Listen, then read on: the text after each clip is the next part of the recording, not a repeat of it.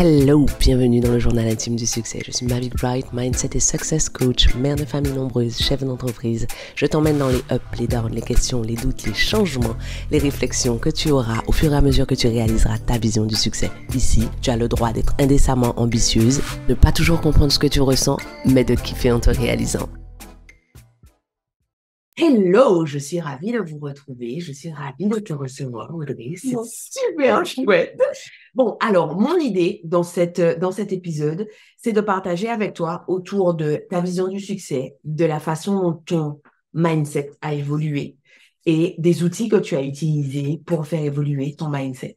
Aujourd'hui, j'accompagne des femmes depuis un petit moment et il se trouve que quand c'est moi qui dis certaines choses, ben, ça a l'air d'être simple. Pour moi, donc c'est toujours mieux d'avoir une femme inspirante et successful qui puisse partager autour de la façon dont elle fait les choses, la façon dont elle perçoit les choses. Est-ce que je peux te demander de te présenter en 3 mots, s'il te plaît? Bien sûr. Donc, je suis Audrey. Je suis multi-entrepreneur depuis 2016. Je suis maman et je suis également une grande fan du développement personnel.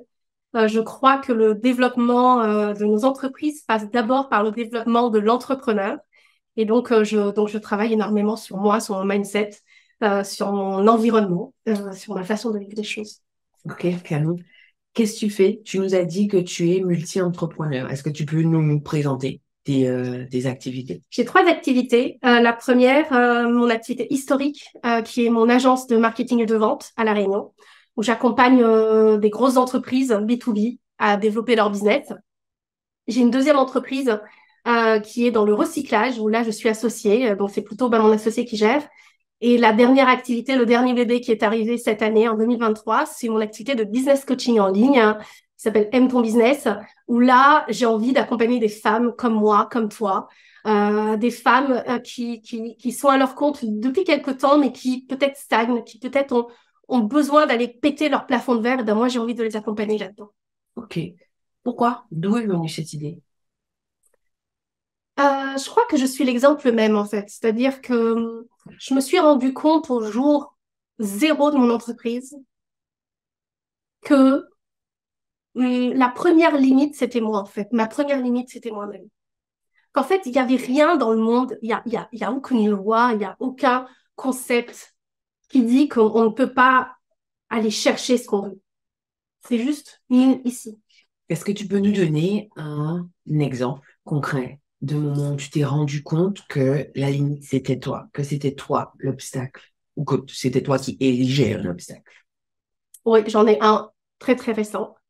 Je décide de faire un séminaire business pour entrepreneurs, donc de réunir des femmes dans une salle de réunion et de travailler sur le bilan 2023 et de travailler sur le plan 2024. Et spontanément, la première idée qui me vient, c'est de le faire à La Réunion, parce que je vis à La Réunion. Sauf que moi, mon ambition avec Aime ton business, c'est d'être national, d'être international. Donc en fait, je me suis rendu compte à ce moment-là que ma zone de confort, c'est mon territoire, c'est La Réunion. Et que mécaniquement, sans même réfléchir, je me dis, OK, bah, je vais le faire à La Réunion. Et à un moment donné, je me suis dit, mais si ma vision, c'est d'être à l'international, si ma vision, c'est, bah, allons jouer plus grand, en fait. Allons voir plus grand. Et le plus grand, pour moi, là, au stade de ma vie, bah, c'est Paris. Donc, je me suis dit, est-ce que je suis capable de monter ce type d'événement à Paris? Voilà, ça c'est... Et j'ai un deuxième pour toi, Marie. J'ai un deuxième, et ça c'est cadeau. Au moment où tu nous dis qu'il y aura un séminaire Icebreaker en présentiel, quand tu l'annonces... Vision Builder. Vision Builder, merci. Quand tu l'annonces, Mavic, tout de suite, mon cerveau se met en mode, c'est pas pour moi. Tout de suite, en fait. Je me pose même pas la question, est-ce que je viens, est-ce que je viens pas, comment, rien. Alors que je n'ai qu'une envie, c'est de venir. Mais mon cerveau se met en mode, non.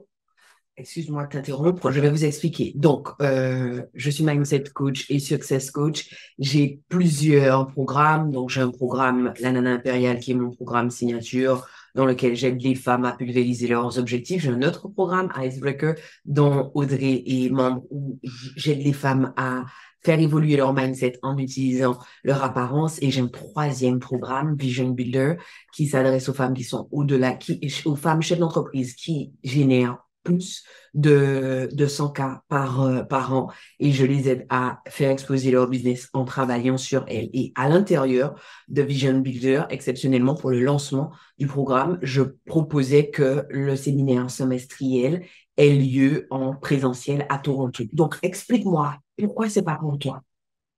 En fait, je peux même pas t'expliquer pourquoi c'est pas pour moi. C'est juste que mon cerveau s'est mis en mode non. J'adore ça. Automatiquement. Et quelques jours plus tard, je prends ma douche. Moi, ça arrive régulièrement lorsque je prends ma douche ou quand je conduis. Il y a un truc qui s'allume dans ma tête.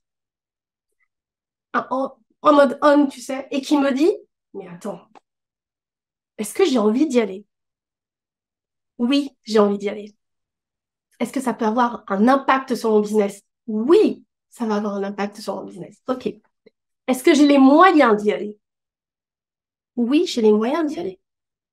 Mais alors, pourquoi j'y vais pas? Et là, je me rends compte qu'en fait, je m'étais mise tout de suite dans une situation, dans une croyance limitante, en fait, et que c'était une croyance limitante. Après, bien sûr qu'il y a le billet d'avion, la logistique avec ma fille, organisée avec mon mari, je voyage beaucoup. Enfin, oui, il y a toute une logistique autour de ça. Mais à partir du moment où je n'avais pas levé le voile, c'était non, et c'était pas pour moi.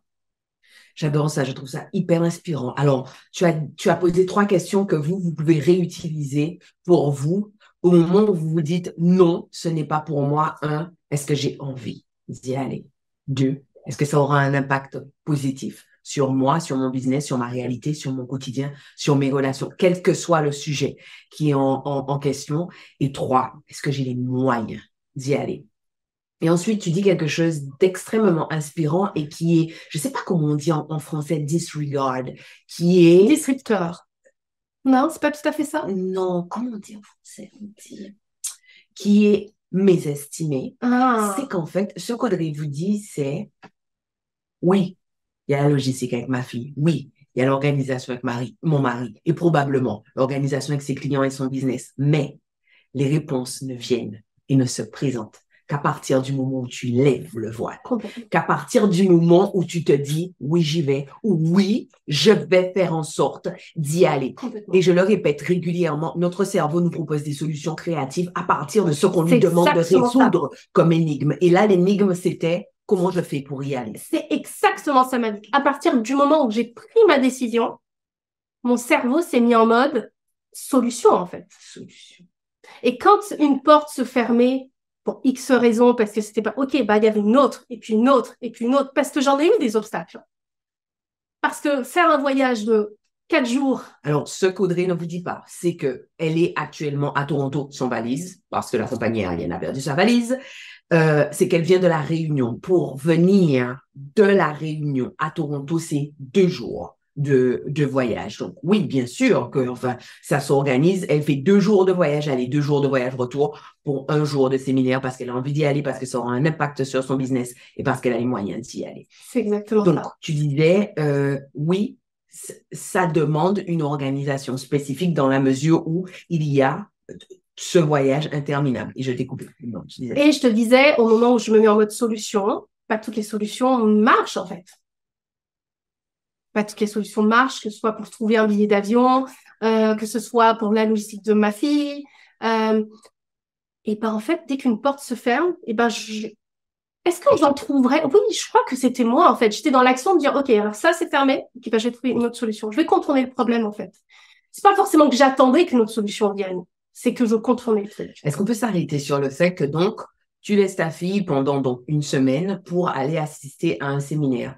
Est-ce que tu ressens de la culpabilité? Absolument pas. D'accord. Qui s'occupe de ta fille? Mon mari. On va reprendre.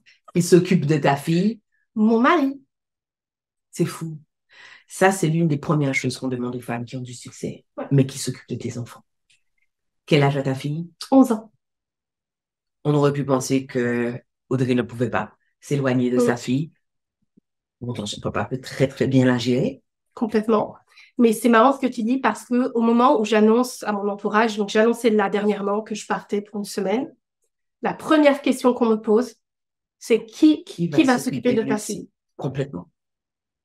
Complètement. Alors que mon mari part tous les mois. Tous les mois. Personne ne lui demande Personne. Qui s'occupe de Lucie en ton absence? Personne. C'est fou, hein? C'est fou. Frédéric part tous les mois. Une semaine, tous les mois. Personne ne demande jamais qui va s'occuper des enfants. Chaque fois que je pars en mastermind, on me dit, wow, vous partez 4 jours, vous avez 4 enfants, comment vous faites? C'est fou quand même. Alors, bon, vous avez déjà pas mal de pépites. Rappelez-vous, vous aurez des solutions à partir du moment où votre objectif deviendra un non négociable. Venir ici était devenu non négociable pour Audrey. Elle ne savait pas si elle y arriverait ou pas. En tout cas, elle était déterminée à ne pas négocier avec le fait de venir. Alors, je voudrais que tu nous dises, je voudrais que tu nous parles de ton expérience à l'intérieur d'Icebreaker. Je voudrais tout d'abord que tu nous expliques pourquoi tu commences ce programme. Parce que pour celles qui écouteront cet épisode, sans te voir, la vérité, c'est que tu es successful, tu as du style. Tes objectifs, tu sais comment les atteindre, puisque tu es là où tu es. En fait, pour l'œil extérieur, tu as déjà tout. Alors pourquoi?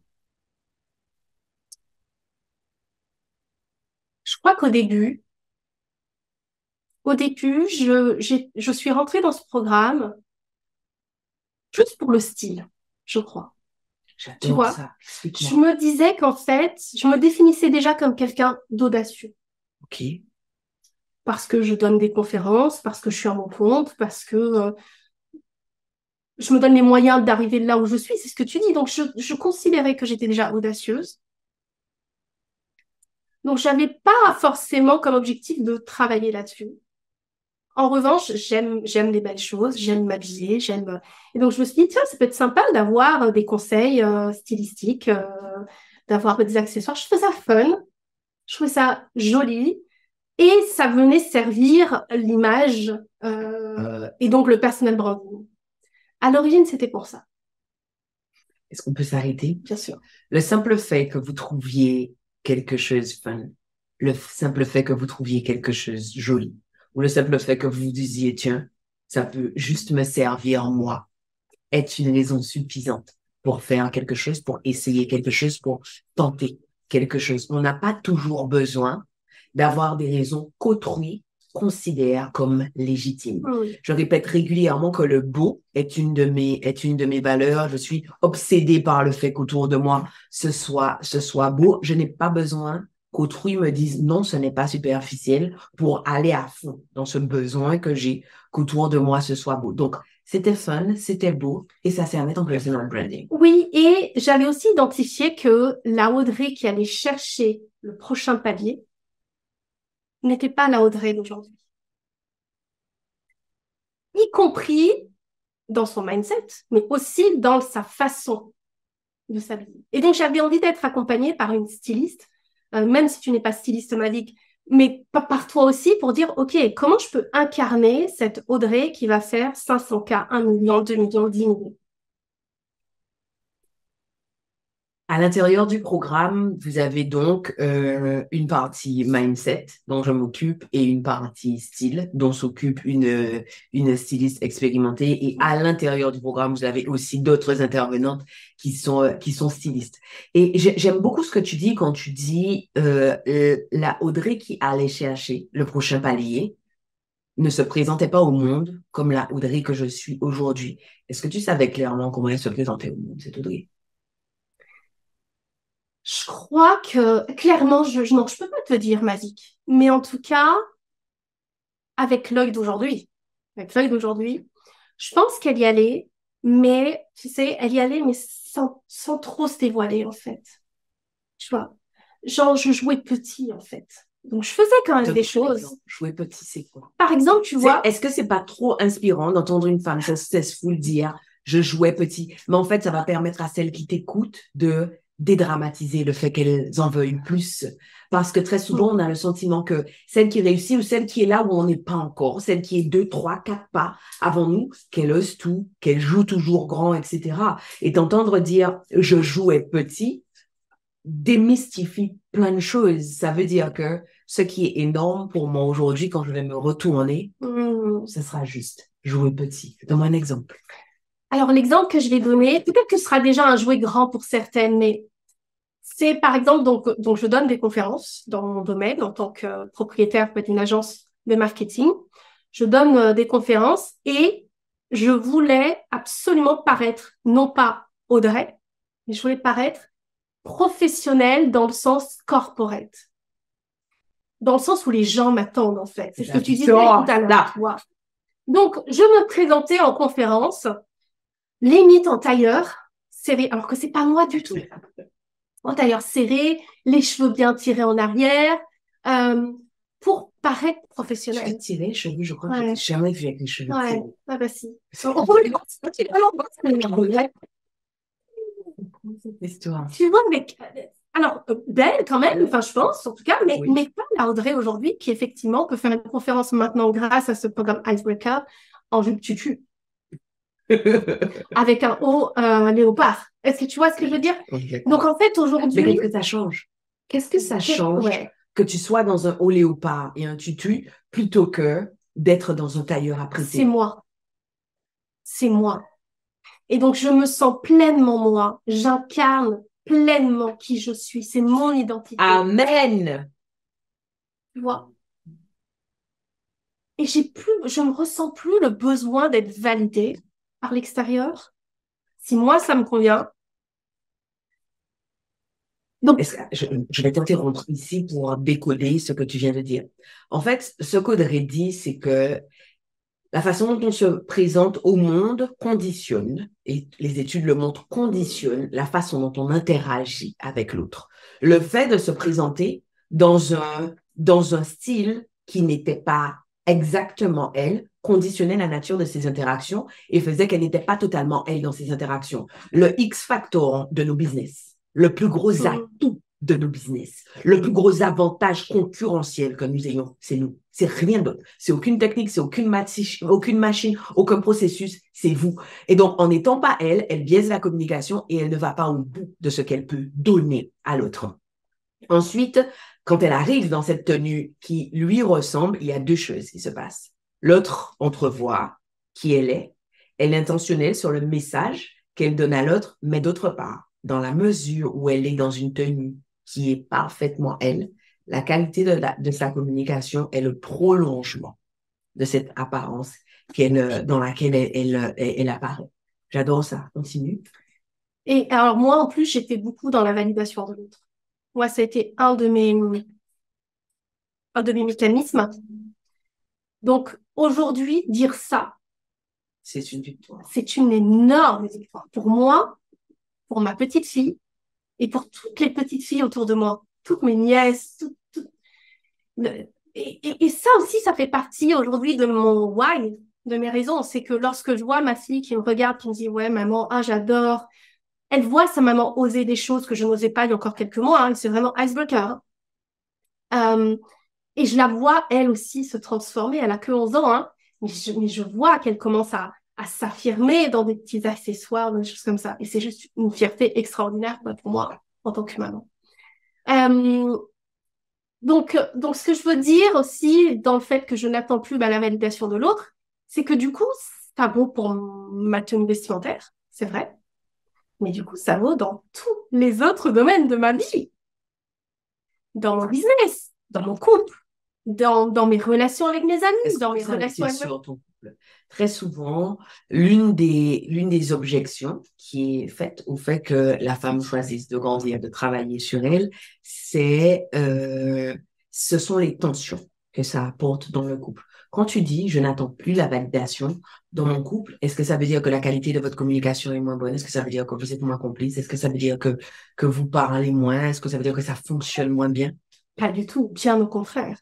Bien au contraire. C'est une nouvelle alchimie qui est en train de se créer sur la base de notre relation, mais qui est en train de s'équilibrer, Ouais, c'est vraiment une alchimie. Et en plus, moi, comme je me sens mieux dans mon corps, dans ma peau, dans ma tête, bah, ça a des répercussions aussi sur mon couple et dans la relation que j'ai avec mon mari. Ok. Donc, au moment où tu commences, tu as identifié le fait que tu te mets des obstacles et que tu n'es pas encore celle qui va chercher le prochain palier que tu vises.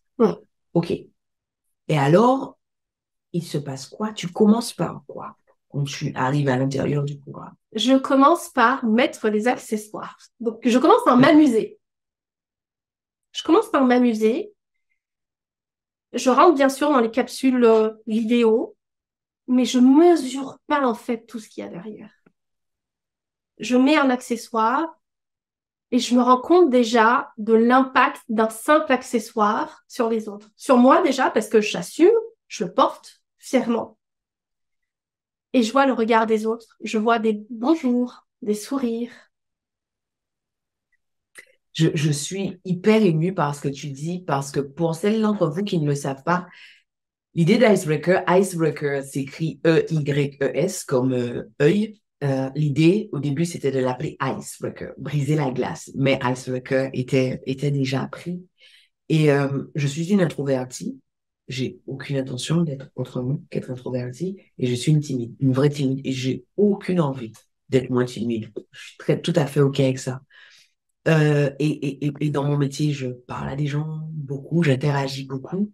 Et je me suis rendu compte qu'en fait, j'avais jamais besoin d'aller vers les autres. Je ne vais que très, très rarement vers autrui, que la plupart du temps. Les gens viennent vers moi et ce qui brise la glace, c'est qu'on me dit, où est-ce que vous avez eu telle boucle d'oreille? J'aime bien telle tenue. Ça fonctionne à tous les coups.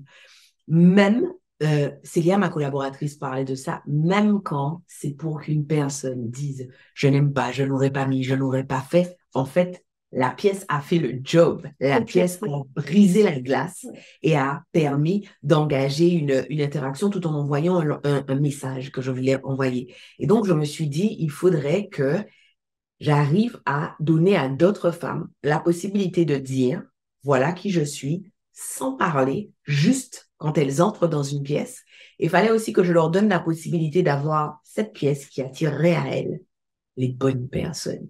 Parce que les bonnes personnes pour moi, les bonnes personnes pour Audrey, ne sont pas forcément les bonnes personnes pour vous. Et d'ailleurs, une personne qui n'aime pas les accessoires audacieux, il faut surtout pas qu'elle vienne dans Icebreaker, parce que les personnes qu'elle va attirer à elle seront des personnes qui aiment ce type de choses. Va plus loin. Donc, continue. Donc, tu disais que tu as vu l'attitude des gens autour changer. Oui, clairement.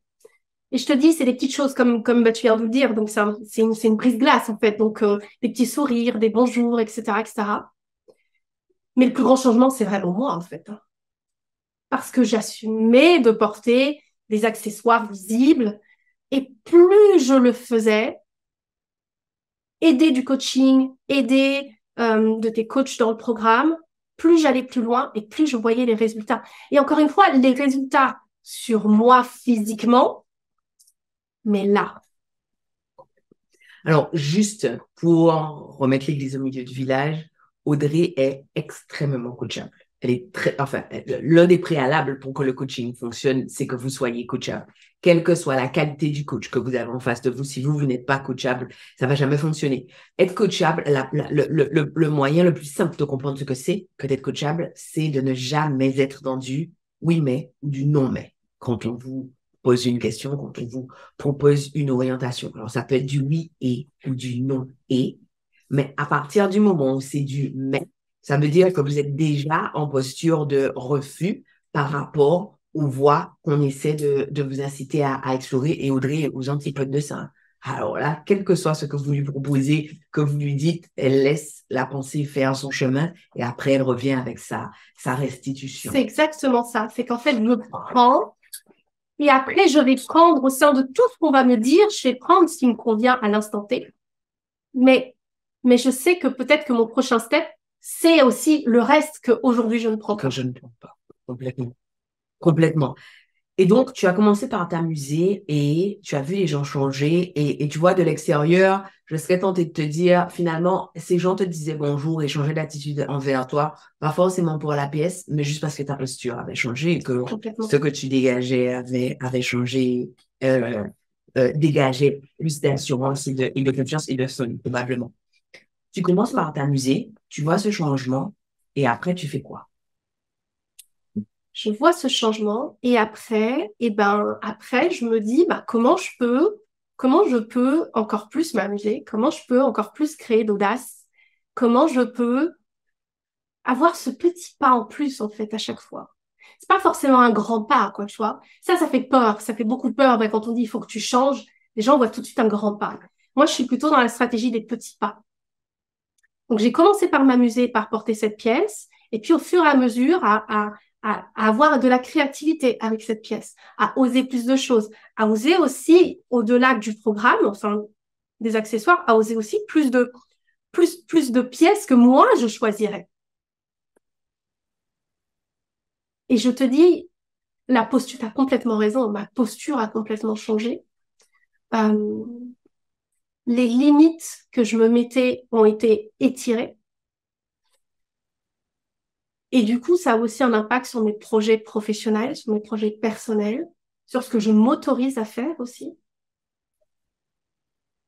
Ouais, sur ce que je m'autorise à faire, sur mes rêves, sur moi, en fait. Je crois que je me suis remise moi d'abord. Ok. Alors, euh, tu dis que ça a un impact, ça a eu un impact sur tes limites, sur ce que tu t'autorises à faire et sur tes rêves. Est-ce que tu peux nous donner des exemples de limites qui se sont écartées, dilatées?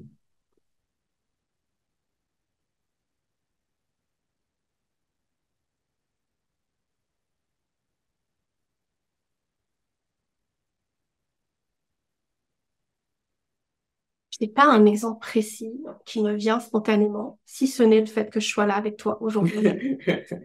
Parce qu'en fait, c'est au quotidien.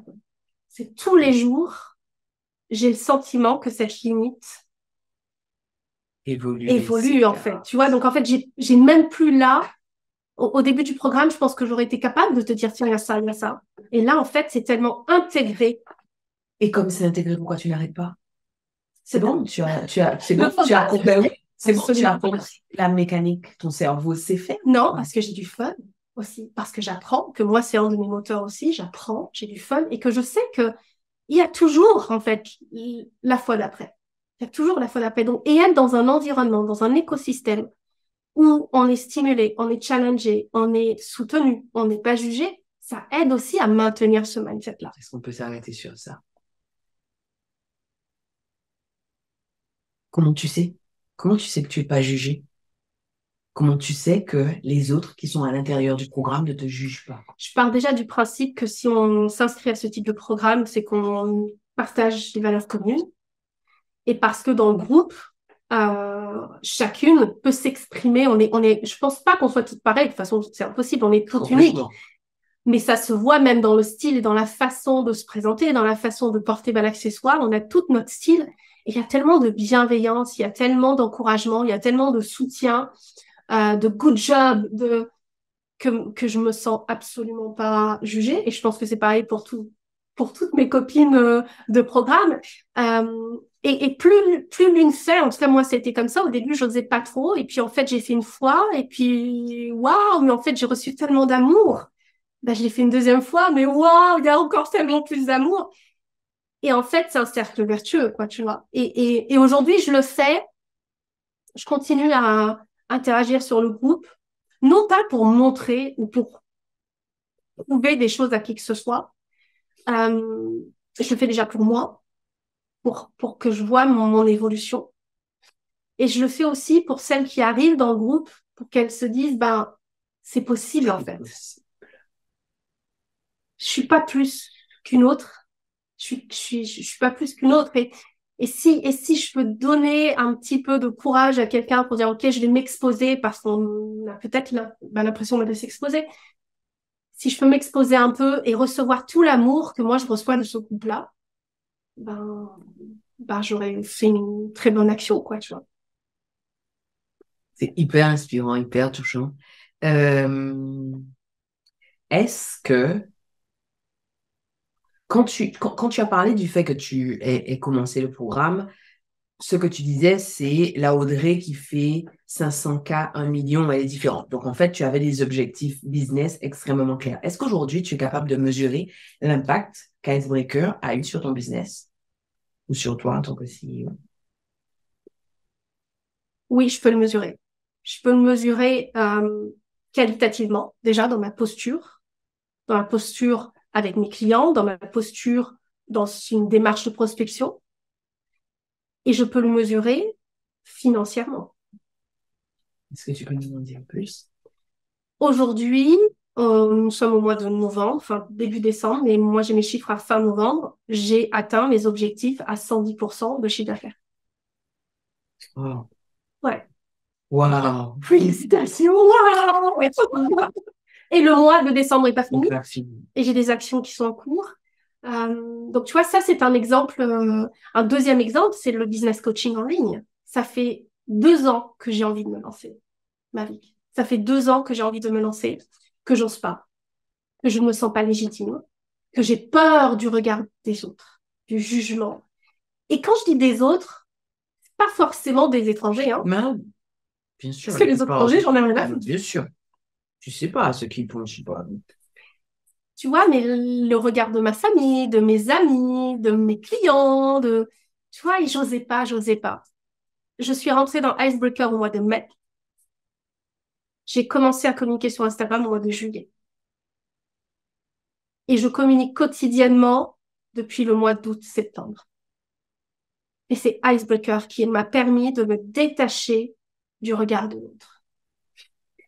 C'est l'un des bénéfices secondaires de ce programme, c'est qu'en développant plus d'audace, en fait, on apprend à gagner en autonomie par rapport au jugement, à la validation, à la pensée de l'autre. Et ça, c'est extrêmement libérateur.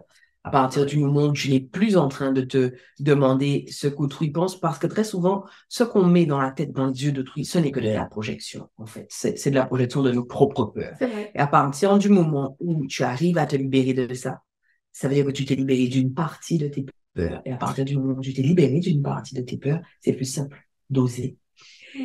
OK, et ben dans ce cas-là, si tu es en mesure d'atteindre ces résultats avec Icebreaker, pourquoi intégrer Vision Builder alors? Vision Builder est mon dernier programme. C'est un programme qui accompagne les femmes au-delà de 100K par an. Eh ben, pour aller jouer plus grand encore.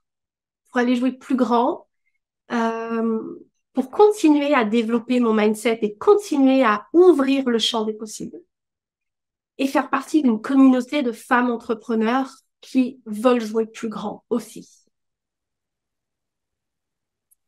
Mais des clubs comme le Rotary, ou alors j'ai pensé à celui-là, mais enfin, des clubs qui ont pignon sur rue et qui te permettraient, qui ont des sections féminines qui te permettraient d'appartenir à une communauté de femmes entrepreneurs. Il y en a pléthore. Pourquoi ne pas faire ce choix-là plus tôt? Parce que ce sont des clubs qui sont établis, qui te permettent d'avoir un réseau. Pourquoi ne pas faire ce choix-là plus tôt?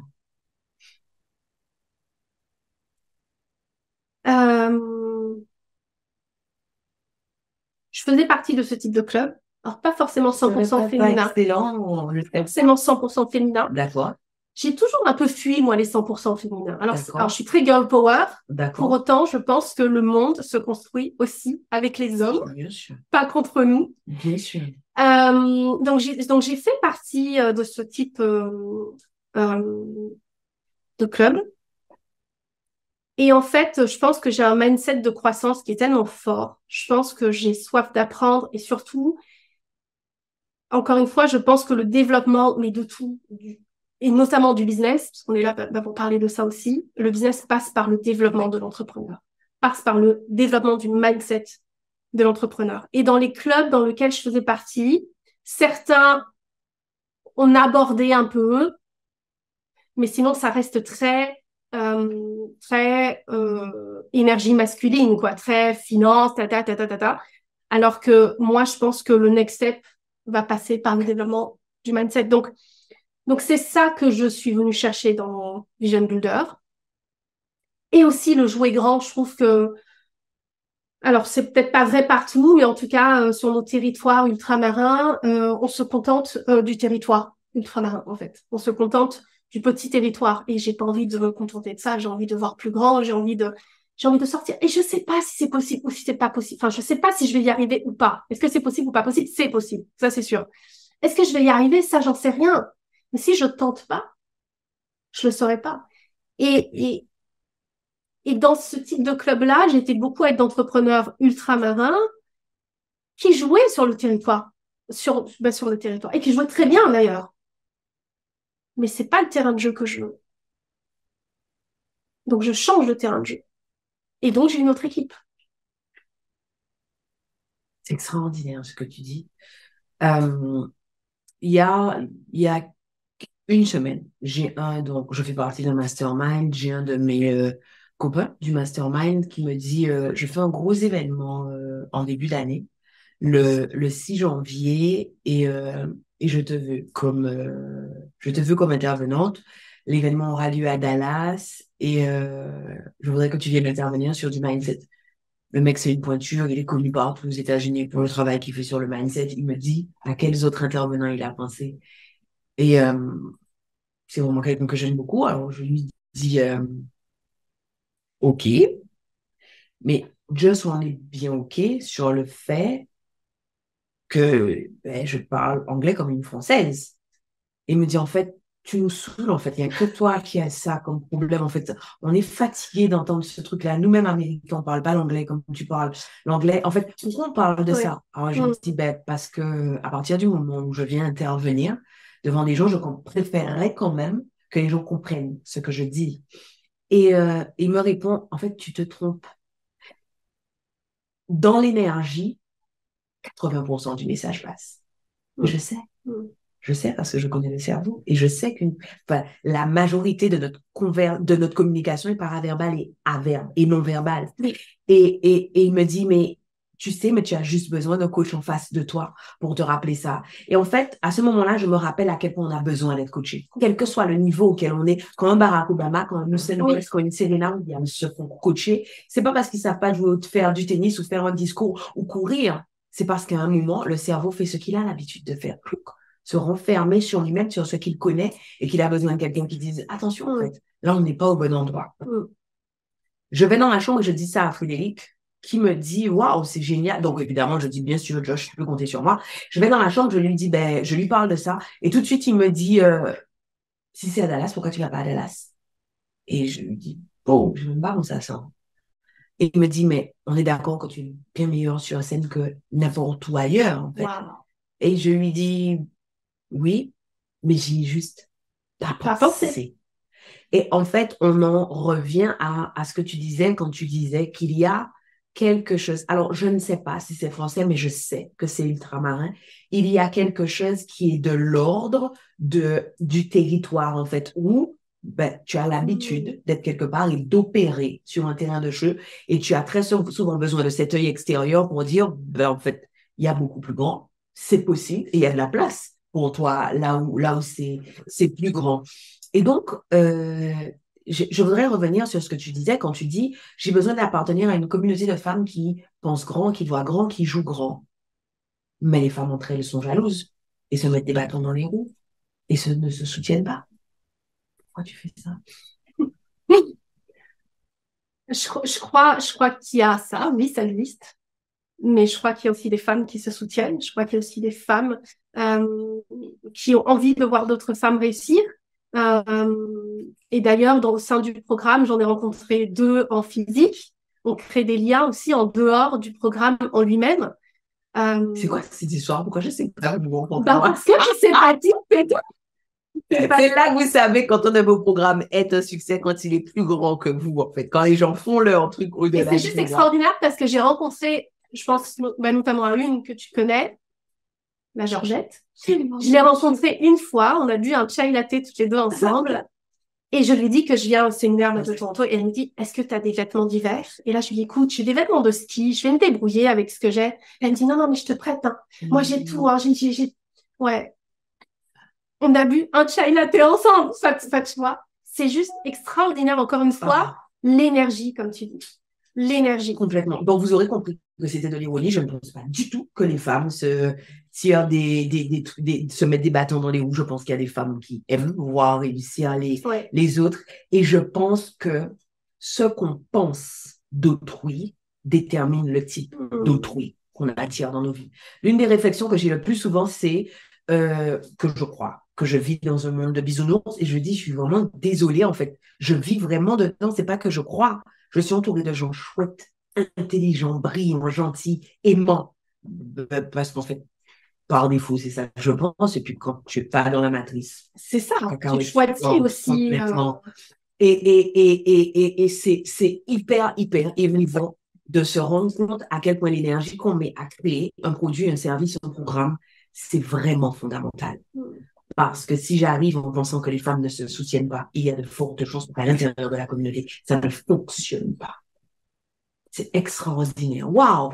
Bon, eh ben, on a passé ensemble plus de temps que je ne l'avais prévu. Audrey, qu'est-ce que je peux te souhaiter? 2024 pour toi, c'est quoi? Écoute, 2022, c'était renaissance. 2023, c'était jouer plus grand. 2024, ça va être...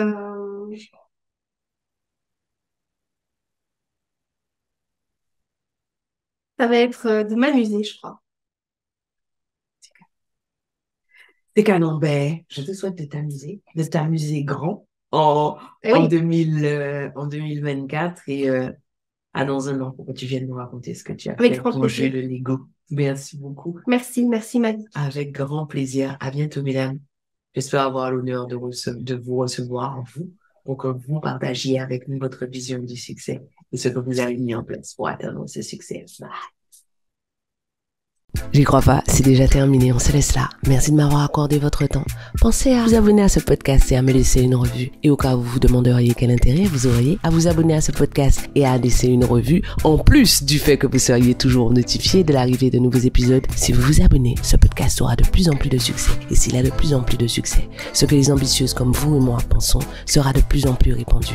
Et si c'est de plus en plus répandu, on va créer un monde de femmes puissantes.